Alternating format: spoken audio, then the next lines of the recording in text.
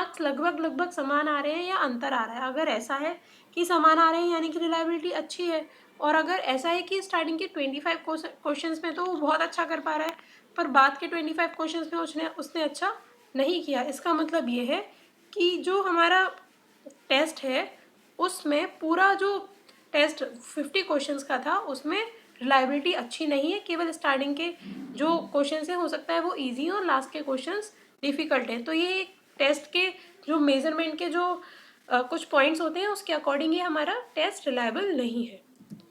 If the two halves of the test provide similar result, this would suggest that the test has internal reliability. अब यहाँ पर जो हमारा term आया वो आया internal reliability. Internal reliability का मतलब होता है उसमें आंतरिक विश्वसनीयता है। आंतरिक विश्वसनीयता से हम ये समझते हैं कि जो टेस्ट है उसके खुद के आइटम्स के अंतर्गत ही वो अभी रिलायबल माना गया है।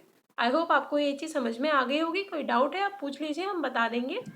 It can only be effective with large questionnaire in which all questions measure the same construct. ये मेनली उस केस में जो है इफेक्टिव रहती है ये मेथड, स्प्लिट हाफ मेथड, जब हमारे पास एक बहुत बड़ा क्वेश्चनियर हो और जो सारे के सारे क्वेश्चंस हैं एक ही कंस्ट्रक्ट को मेजर कर रहे हों। इसमें जो हमारे तरीके होते हैं वो हम ऑड इवन आइटम्स ले सकते हैं। मतलब जो हमने 50 आपको टेस्ट बताया हम ले सकते हैं कि एक उसमें से हमने पहले तो टेस्ट जो है कंडक्ट कर दिया स्टूडेंट पे, ठीक है, उनसे हमने टेस्ट ले लिया।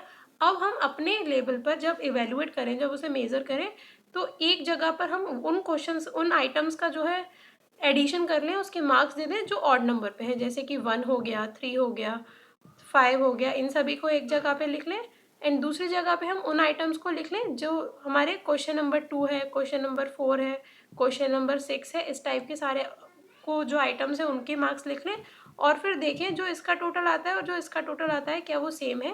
मतलब सेम का मीन्स वो रिलायबल, आपस में उनमें कोरिलेशन आ रहा है या नहीं आ रहा है, या फिर उनमें बहुत अंतर है। इसके अलावा हम एक ही टेस्ट को 2 पार्ट में डिवाइड करके भी कर सकते हैं। जैसे कि अभी हमने बताया 1 to 50 है तो 25 स्टार्टिंग के, 25 लास्ट के।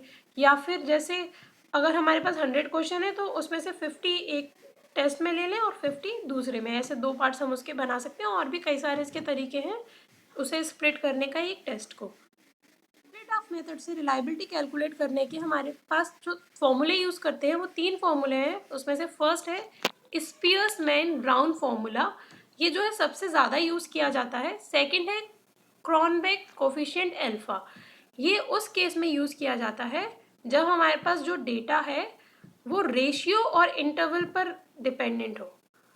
रेशियो और इंटरवल अगर इसको फाइंड करने का क्यूडर रिचर्डसन फॉर्मूला टेस्ट रिलायबिलिटी बोलते हैं। सेकंड है आर आर, वो हो गया हमारा 25 आइटम्स का। अब कितने का मल्टीप्लाई करना पड़ेगा हमें, 20 n-1 जो है वो